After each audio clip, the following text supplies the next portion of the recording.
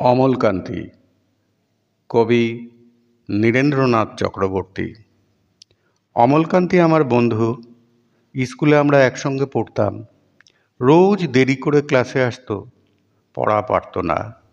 শব্দরূপ জিজ্ঞেস করলে এমন অবাক হয়ে জানলার দিকে তাকিয়ে থাকতো যে দেখে ভারী কষ্ট হতো আমাদের।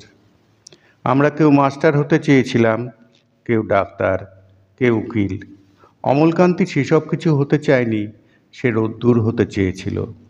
ক্ষান্ত বর্ষণ কাকডাকা বিকেলের সেই লাজুক রোদ্দুর, যা আমার জামরুলের পাতায় যা নাকি অল্প একটু হাসির মতন লেগে থাকে।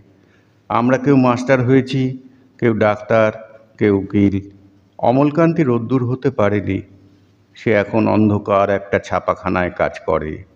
মাঝে মাঝে আমার সঙ্গে দেখা করতে আসে, চা খায়, এটা ওটা গল্প করে, তারপর বলে, উঠি তাহলে।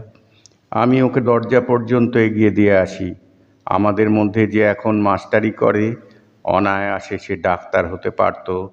যে ডাক্তার হতে চেয়েছিল, উকিল হলে তার এমন কোনো ক্ষতি হতো না। অথচ সকলের ইচ্ছা পূরণ হলো, এক অমলকান্তি ছাড়া।